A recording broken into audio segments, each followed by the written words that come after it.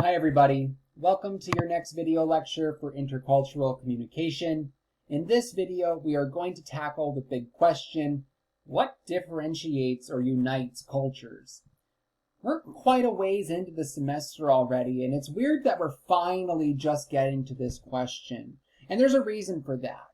When we think about what differentiates and what unites a culture, we're really looking at what is it that differentiates between in-groups and creates out-groups, and then what is it that unites different in-groups. And so it makes sense to look at this after looking at in-group and out-group psychology like we did in last time's lecture. So in this lecture, in today's video, we're going to define cultural differences, and then we're going to define cultural similarities. Let's start with cultural differences. One of the first major differences that exists for cultures is history. It is very clear throughout time that we do not all have the same history. If we think about United States history, for instance, and the big phenomena or the big interactions that occurred in 1776 to grant us our independence, that is a very distinct history than occurred, for instance, in Pakistan or in India.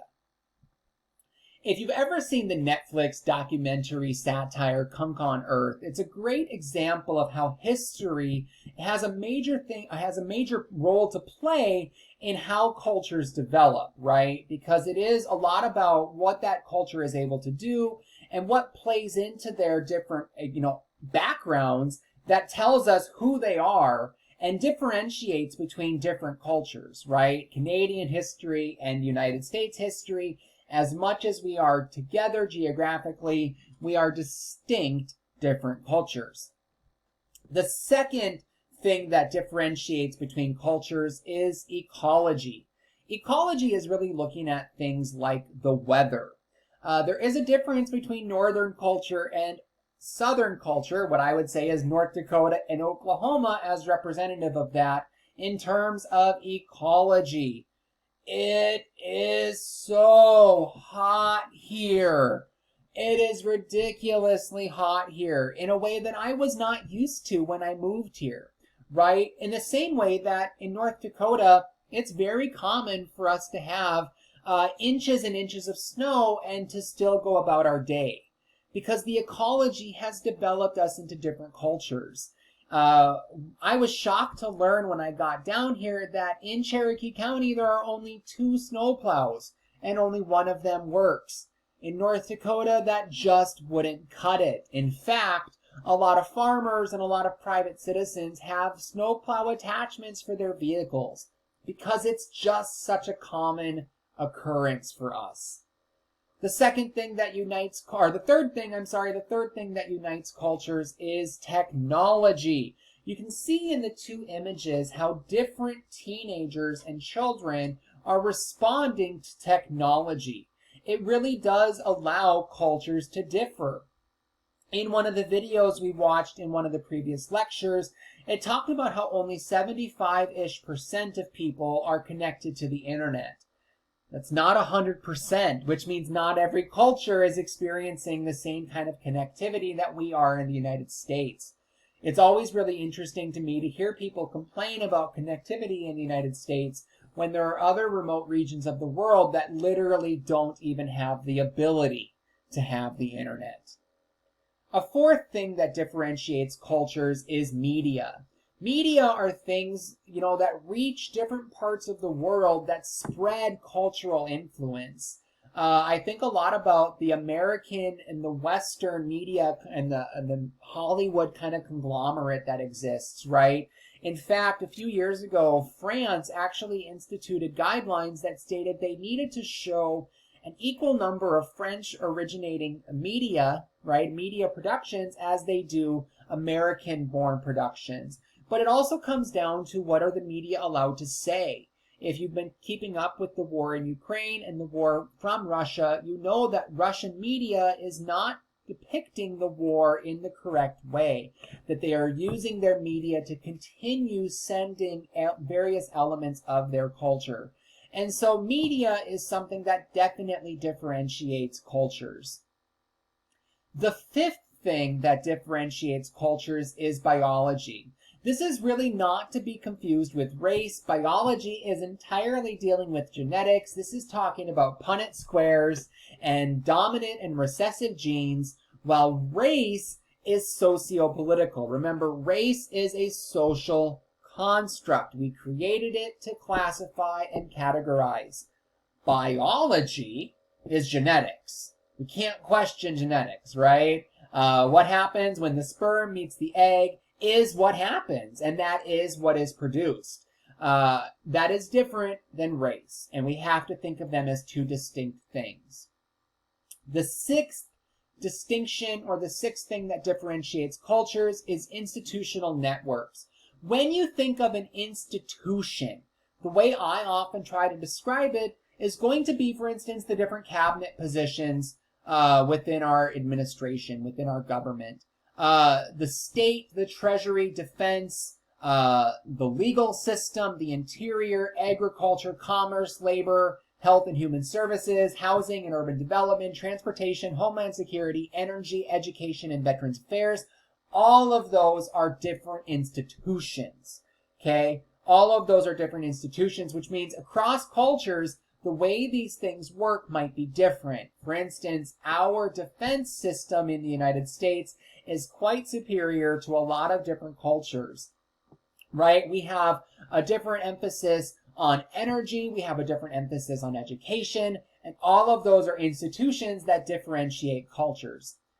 If we want to think of another one that's an institutionalized network, it would be religion. Religion is a network that spans the globe because there are different religions that exist in different parts of the world and differentiate different cultures, right?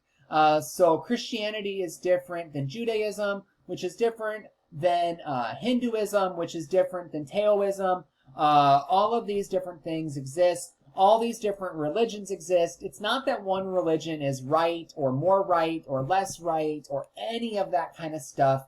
In fact, it's just that all these religions exist. They're all just different institutions that people use to come together and understand the world around them.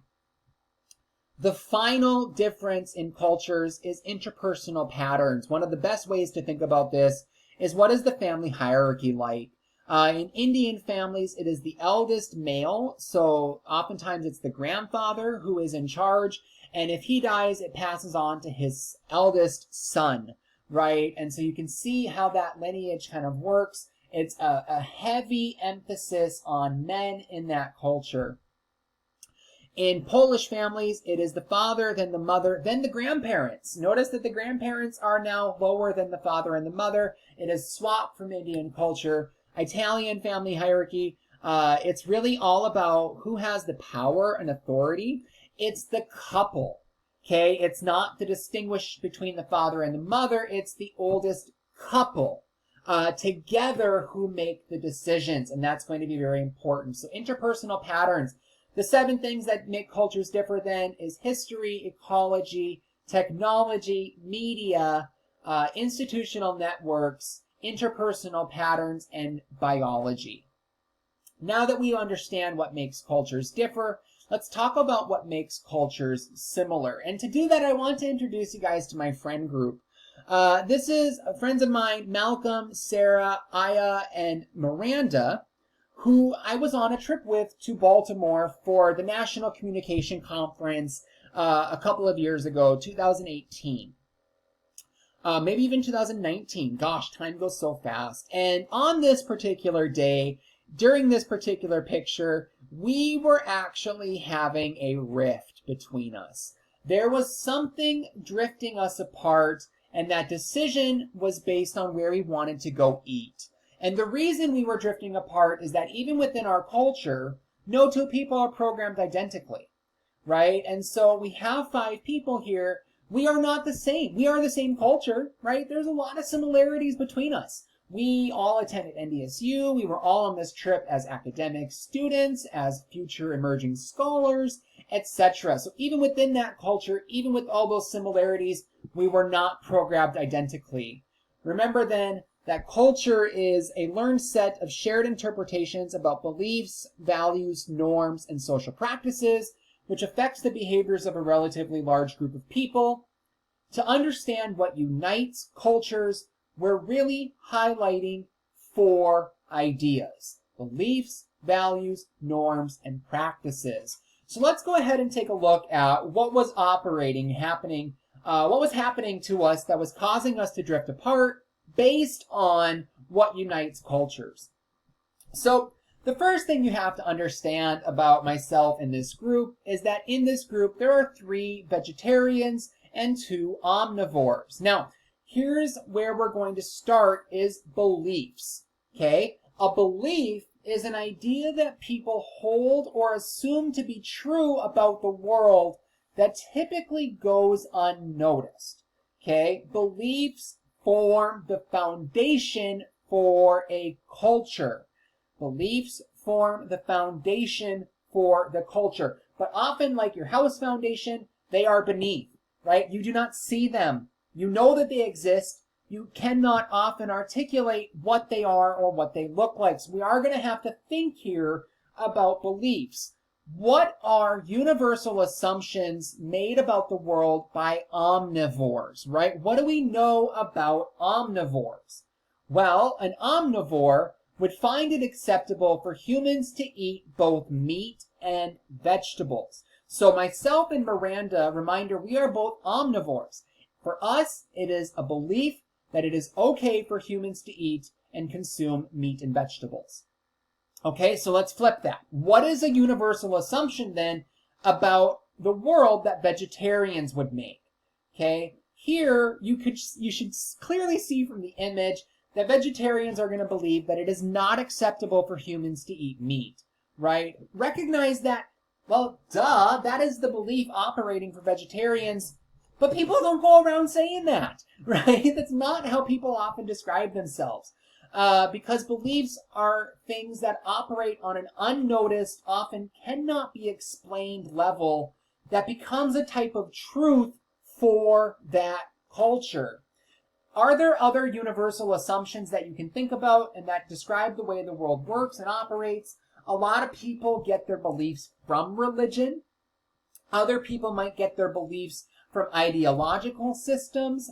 A lot of people in America get a lot of their beliefs from the Constitution, right? We believe, we the people believe, we hold these truths to be self-evident that in order to pursue justice, we need equality, right? And so in the United States, equality becomes a belief that operates. It's an unnoticed, oftentimes unexplained thing. It just exists, okay? It is our foundation. Okay, it is written in our Constitution. In this instance, we can point to where it is stated. In other instances, we are not able to do that.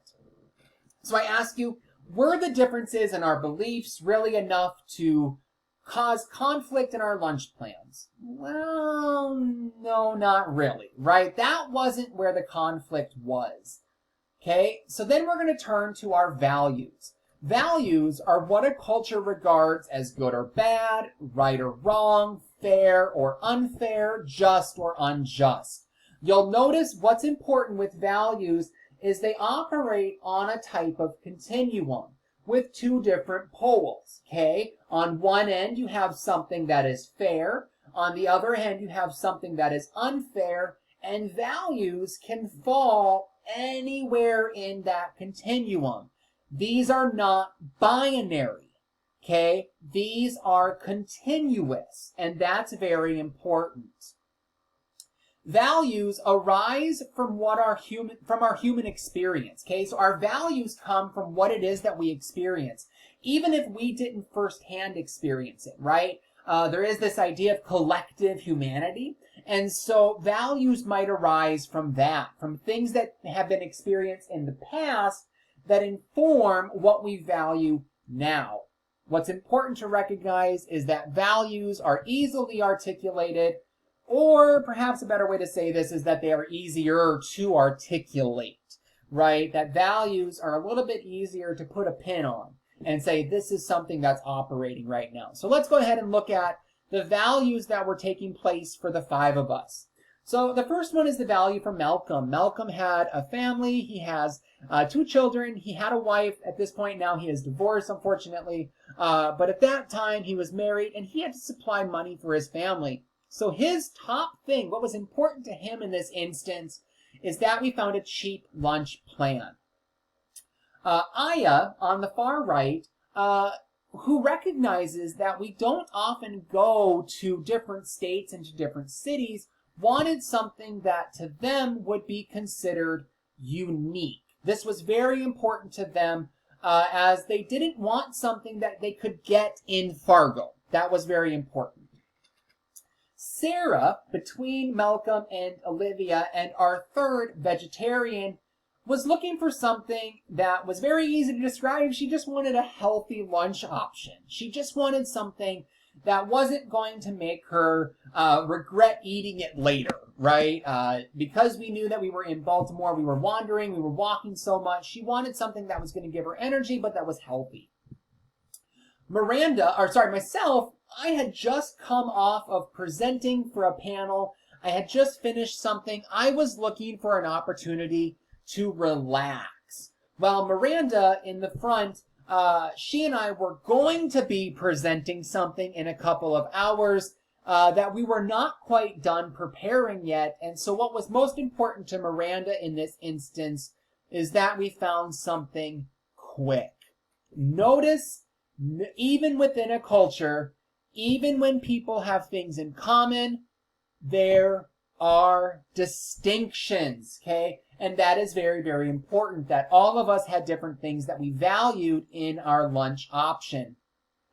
When we think about values, then again, we must think about them on a continuum, that if we talk about just Malcolm's value, just for a cheap lunch, okay, for Malcolm, it was a value that was very positive. He wanted something that was cheap, and it was very significant for him because he was very money conscious at that time, and so we would probably plot his value over here. Myself, at that time, I worked at a restaurant where I made pretty good money in tips, so for me, cheap was not something that I really needed. And in fact, in my head, cheap meant I was going to sacrifice on flavor and perhaps opportunity for something else. And so for me, the value was plotted in a different location, okay? So you can see how these are continuous, how they create plots, and they are not binary. Values are not binary. It wasn't that Malcolm valued cheap and I did not value cheap. At the back of my mind, cheap wasn't a thing that I was thinking about. It just wasn't as positive and wasn't as significant for me. So if beliefs form our foundation, values form our structure. They form our walls. We know they're there. We can point to them. We can see them. We can identify them. And oftentimes we can articulate what it is that's operating. But remember, when we talked about the 3 levels of culture, values, beliefs, norms are all in the kind of the level that is not seen. It is not tangible. It is not known to other people. Okay, until I tell somebody what I value, they do not know what I value.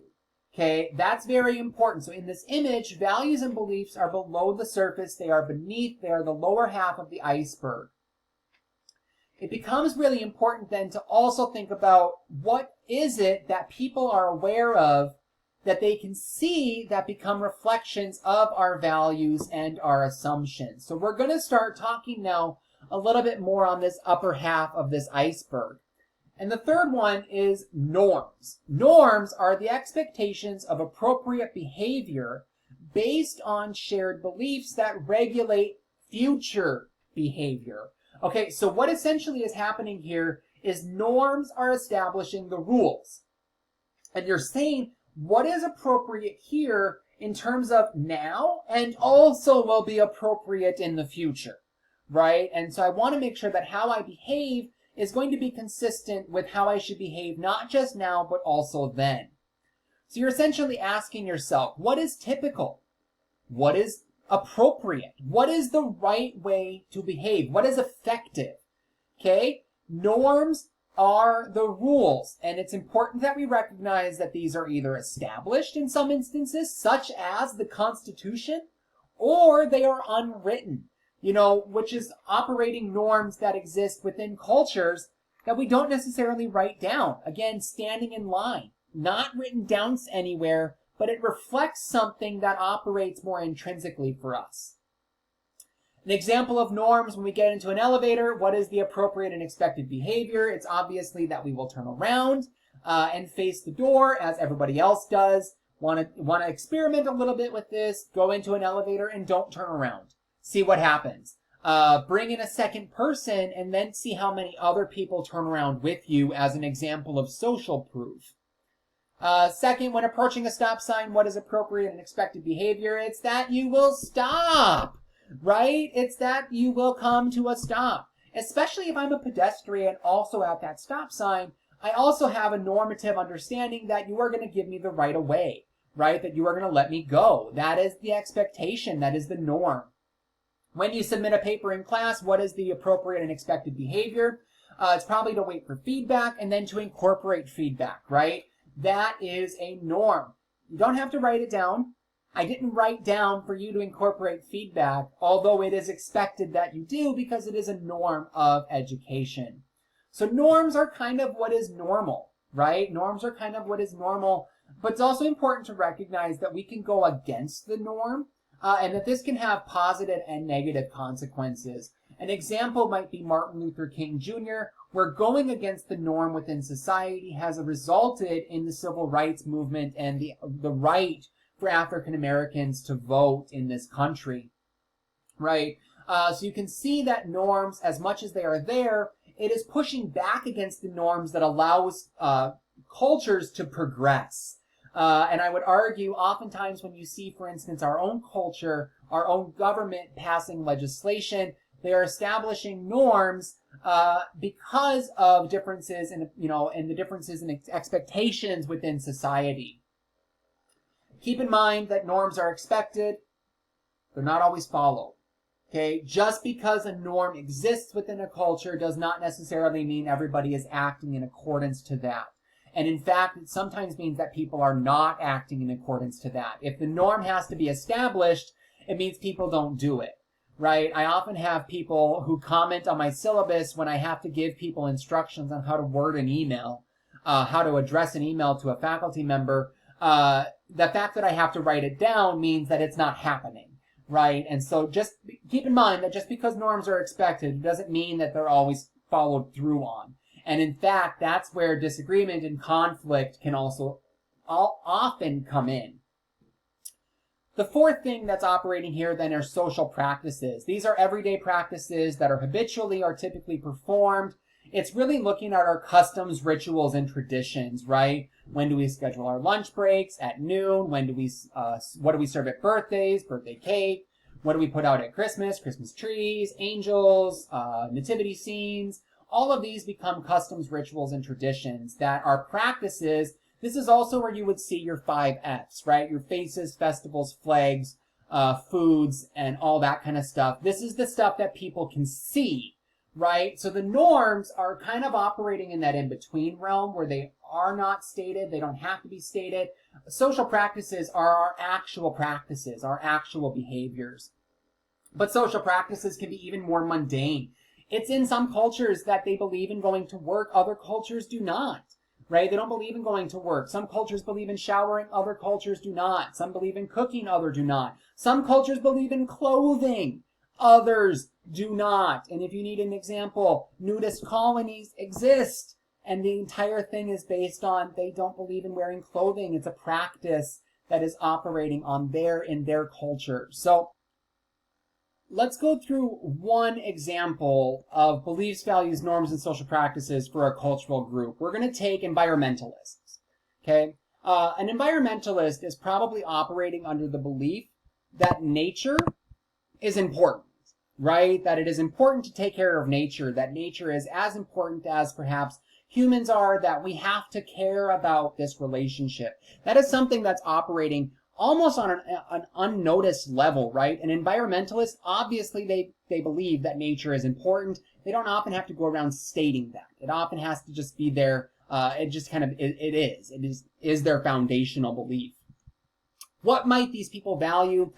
We're probably going to value conservation, right? That taking care of nature is going to be important. It's going to be a good thing. And environmentalists are probably going to have a positive and significant reaction to conservation in their plot of where that value would fall. What are some norms of environmentalists? Well, it's probably pretty normative to discard trash appropriately. These people are probably not ones to think that littering is an expectation, that littering is a norm. In fact, littering would be the opposite, would be the antithesis of what these people probably would engage in.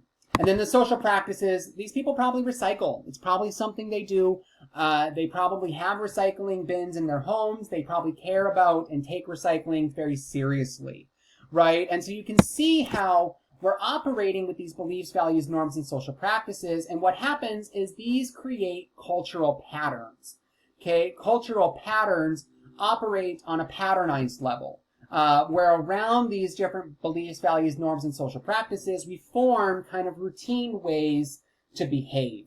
And we're going to get into cultural patterns in the next video. But to finish off the story, we did manage to find a food option that combined all of our values and adhered to all of our beliefs. We went to a really authentic Baltimore sandwich shop where it's kind of like Panera, kind of like a Subway, but much more authentic ingredients. It was really a great time. And from there on, the rest of that day, we really had a fantastic day in Baltimore because our beliefs and our values were able to align in that way. So that is everything for this lecture. We really looked at cultural differences and cultural similarities, understanding that 7 things make cultures differ: history, ecology, technology, media, biology, institutional networks, and interpersonal patterns. And then we also looked at what makes cultures similar, which is our beliefs, values, our norms, and our social practices, which form cultural patterns, which will be the object or the emphasis of our next video.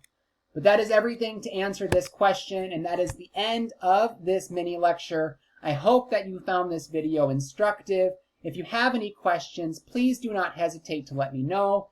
And if not, I'll see you in the next one. Take care, everyone.